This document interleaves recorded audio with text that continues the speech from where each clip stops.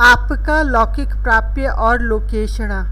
आप संसार में बड़े से बड़ा पद अथवा बड़ी से बड़ी संपत्ति या सफलता क्या पाना चाहते हैं? सीधे कहा जाए तो आपकी महत्वाकांक्षा क्या है और आप में लोकेशणा यशेच्छा कितनी है? इसका आपके लौकिक तथा पारलौकिक जीवन से बहुत अधिक संबंध है, क्योंकि आपके चिंतन की सहज प्रवृत्ति आपकी महत्वाकांक्षा के ही अनुरूप होगी। एक साहित्यिक गोष्ठी में एक बार यह बोलने का विषय ही रखा गया, आपकी महत्वाकांक्षा। यह बात तो सत्य के नाते कहनी पड़ेगी कि उस गोष्ठी में बोलने वाले कई मित्र ईमानदारी से नहीं बोल सके। वे अपने आदर्शवाद के मुखौटे को उतार नहीं सके, लेकिन मेरे सामने तो समस्या ही खड़ी हो गई। लोक में कोई महत्वाकांक्षा मेरी नहीं और परलोक में भी कन्हई को अपना कहकर क्या कुछ शेष रहता है? आप भली प्रकार विचार करके देखें कि आप अपनी लौकिक स्थिति से संतुष्ट हैं या नहीं। अधिक लोग, फिर वे चाहे जितने संपन्न हो या उच्च पद पर हो, अपनी स्थिति से असंतुष्ट ही रहते हैं।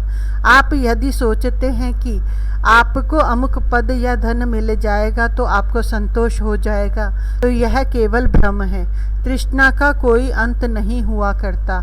अमुक आवश्यकताएं तो अनिवार्य है, इतना तो होना ही चाहिए, यह मन की छलना है। ऐसी अनिवार्य लगने वाली आवश्यकताओं की पंक्ति कभी समाप्त नहीं होने वाली है। आपने ऐसे लोगों को देखा है जिनके पास रहने को झोंपड़ी भी नहीं है, पूरे परिवार सड़क के फुटपाथ पर रहते हैं और पूरा जीवन काट देते हैं।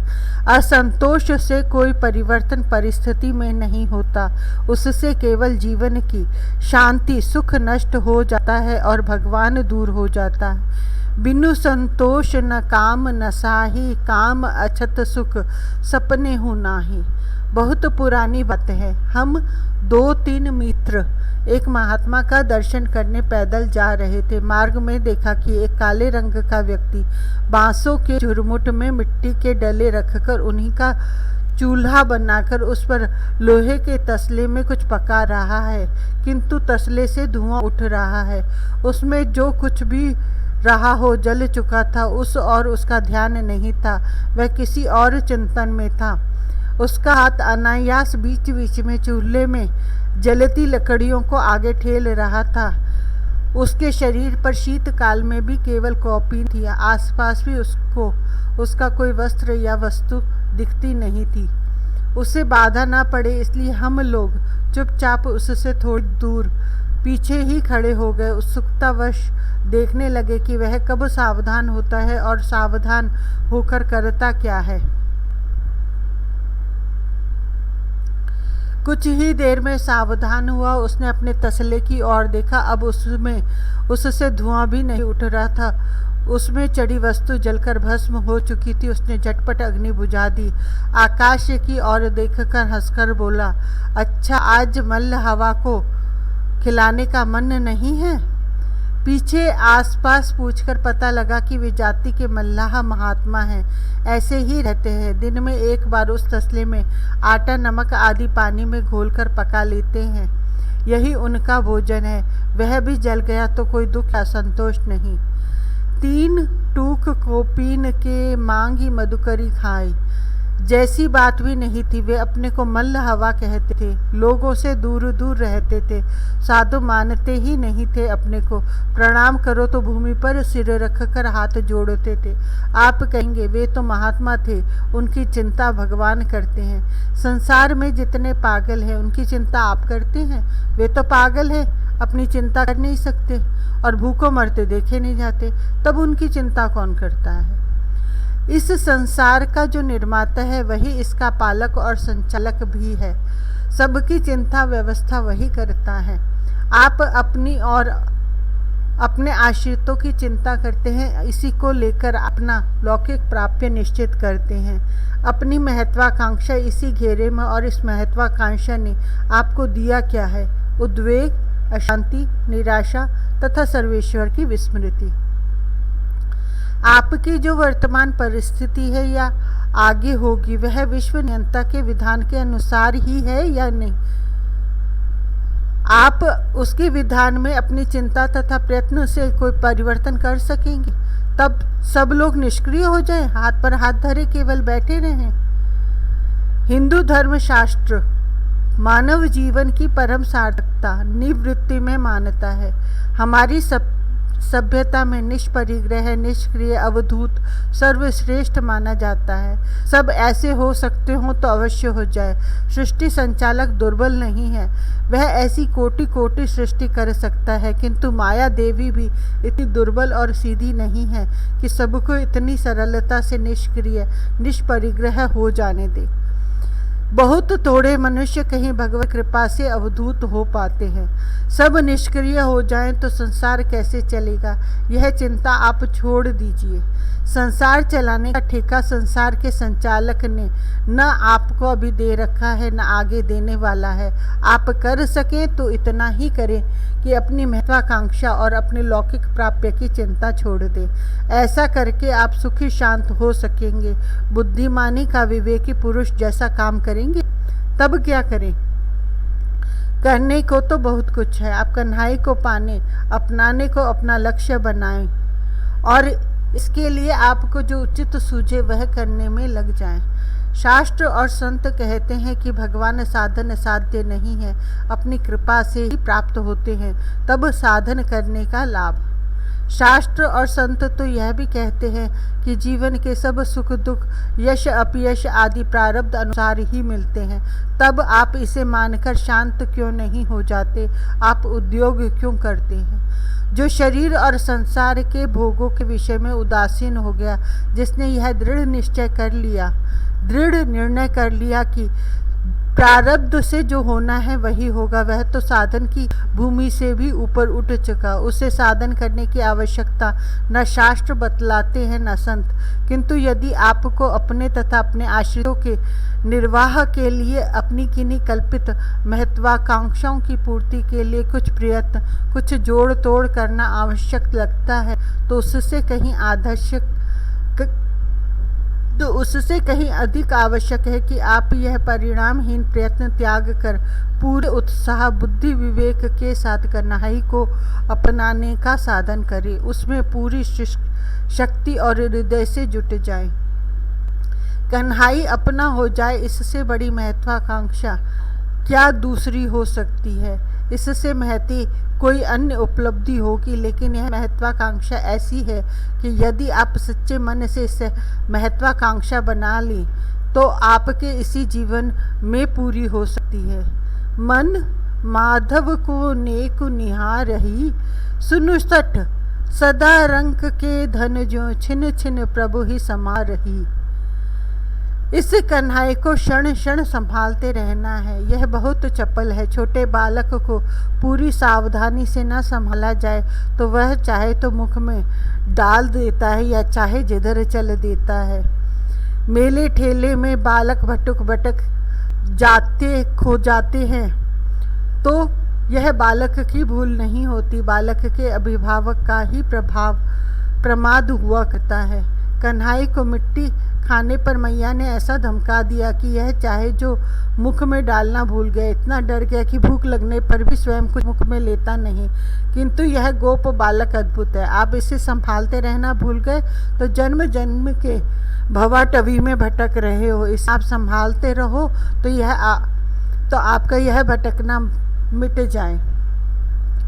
आप तो अपनी कामना महत्वाकांक्षा को ही संभालने ऐसे लगे हो कि कन्हैया भूल ही गया है, और यह कामना तो मृग मरीचिका है। यह कोई वस्तु सत्य तो है नहीं कि आपके हाथ आवेगी। कन्हैया का स्वभाव ही नटखटपना करते रहने का है। आपकी दृष्टि इसकी ओर से हटी और यह खिसा। जब आपके समीप से प्रकाश तथा आनंद खिसक जाएगा तो आपके पास अंधकार, अज्ञान एवं दुख के अतिरिक्त और क्या बचा रहेगा? प्रकाश, ज्ञान तथा आनंद स्वरूप तो यह नंदन ही है। ऐसा नहीं है कि आप अपने लौकिक प्राप्य के लिए जितना सचिंत और सचेष्ट रहते हो उससे कम इस नटखट के लिए सचेत रहना पड़ता है। किंतु लौकिक महत्वाकांक्षा तो पूरी हो तो भी चिंता, व्यग्रता, भय, आशंका ही देती है एवं कन्हई के लिए सचिंत होने में भी परम आनंद प्राप्त होता है। जहाँ तक लोकेशणा की बात है कि यह आ बैल मुझे मार जैसी ही अज्ञता है। एक संत के समीप एक लेखक पहुँचे। वे अपनी किसी कृति पर कोई पुरस्कार पाने को आशीर्वाद लेने गए थे। संत ही क्या जो अक्खड़ और अटपटे स्वभाव का न हो। उस संत ने उनसे पूछा, मैं तुझे यह आशीर्वाद दूं कि सदा सहस्रों मक्खियाँ तेरी चारों ओर भिनभिनाती रहे और तू चद्दर ओढ़कर मुख ढककर सोचे कि उस चद्दर के भी भीतर कुछ सौ घुस जाया करे। उन्होंने घबराकर हाथ जोड़ा, आप ऐसा शाप तो मुझे मत दो। मूर्ख, यह लोगों की प्रशंसा मक्खियों की भिनभिनाहट से अधिक कुछ है क्या? संत ने उन्हें डांटा, ये लोग तेरा खाना सोना हराम कर देंगे। तू कब खांसता, छींकता या पादता है यह भी झांकते सूंघते रहेंगे। इनकी प्रशंसा को तू क्या करेगा? ओढ़ेगा या बिछाएगा? लोक प्रशंसा कोई स्थायी वस्तु नहीं है।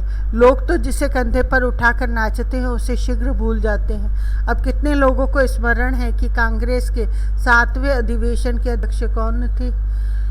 एक समय गामा विश्व विजयी पहलवान थे। उस समय तो उनकी शक्ति ही उनको सब सुविधा जुटा देती थी, किंतु अपनी आयु के अंतिम वर्षों में उनकी वह कीर्ति उनको जीवन की आवश्यक सुविधाएं भी नहीं जुटा सकी। अभावग्रस्त और दुखी ही रहे वे। प्रशंसा किसे प्रिय नहीं लगती। यह बात बड़े आडंबर से कहते हैं, किंतु जो कन्हई को प्रिय है वे जानते हैं प्रतिष्ठा शूकरी विष्ठा। लोकेशणा बहुत सारहीन प्रलोभन है जो 1,000 मूर्खों द्वारा प्रशंसित है। उसका ठीक नाम क्या होना चाहिए? मूर्खाधिराज ही या और कुछ? लोक प्रशंसित व्यक्ति यदि उस प्रशंसा से मोहित होकर उसे चाहने लगा तो समझो कि अब उसका पतन प्रारंभ हो गया। यह लोकेशणा की भूतनी सिर चढ़ती है तो कन्हई को संभालना भूल जाता है और तब यह चपल धीरे से खिसक भागता है। यह भागा और आप भव में भटके। एक बार भटक गए तो भटकते रहिए। अनंत अनंत जन्मों से भटक ही तो रहे हैं। इसे संभालते रहने वालों को अपनी सुध बुध भूल जाती है और जब अपनापन अपना अहम इस कन्हई में समाहित हो गया तो माया देवी वहाँ जाकर क्या करे? एक बार माया भगवती को भी गर्व होगा, मुझसे भला कोई बच सकता है? देवर्षि नारद दिख पड़े उन्हें। उनके समीप साकार होकर पहुंची तो देवर्षि ने दोनों हाथ जोड़ लिए। भगवती, आप मुझ पर कृपा रखो, मैं आपसे बहुत डरता हूँ। अच्छी बात, आपको अभय दिया। माया देवी ने कहा, पर आप त्रिभुवन में भटकते रहते हो, कोई ऐसा आपको मिला है जो बिना समाधि लगाए भी मेरे प्रभाव से बचा रह सकता हो? नारद जी भगवान के मन हैं, श्री हरि गर्वहारी हैं, अतः देवर्षि समझ गए। बोले, देवी आपकी शक्ति अनंत है, समाधि लगाकर भी योगियों के परम आराध्य शंकर जी ही कहाँ आपसे अप्रभावित रहे, किंतु ब्रज के गोप बालकों की बात में कुछ कह नहीं सकता। गोपों के बालक हूँ? माया देवी ने मुस्कुराकर प्रस्थान किया। वे वृंदावन पहुंची तो पहले ही वहां प्रवेश ही अशक्य लगा, किंतु वे नंदात्मजा भी तो हैं। अतः योग माया रूप से उतरी अदृश्य होकर संयोग से एक अकेला गोप कुमार उन्हें मिल भी गया। अब उस पर उन्होंने अपना प्रभाव डाला तो वह प्रभाव उन्हें स्वयं लगा कि उनकी इच्छानुसार न पढ़कर कुछ दूसरे ही प्रकार का पढ़ने लगा है। गोप कुमार को लगा कि उसे तीव्र क्षुधा लगी है और वह बहुत थक गया है। उसके सम्मुख भोजन से भरे बहुत से छीके टंगे हैं वृक्षों से। उसने कोई छीका नहीं छुआ, इधर उधर देखा, कोई दिखा नहीं तो बैठ गया। सिर पकड़कर फूट फूट कर रोने लगा। बस हो गई माया की शक्ति। वे भागी ऊपर गगन में। उन्होंने पीताम्बरधारी मयूर मुकुट को दौड़े आते देख लिया था। वह कमल नयन अपनों के अश्रु कहाँ देख पाता है। तू रो क्यों रहा है? कन्हई ने आते ही उसे अंकस लगाया और अपने पटुके से उसके आंसू पूछे। तू भूखा है? सब छीके तूने तुम सब ने यहाँ छोड़ दिया और पता नहीं कहाँ भटक रहे हो। उस गोप कुमार ने उल्हाना दिया, मैं गाय घेरने गया तो तुम सब किधर चले गए थे? मैं तुझे ढूंढ ढूंढ कर थक गया, तो झटपट बैठ और पहले कुछ खा।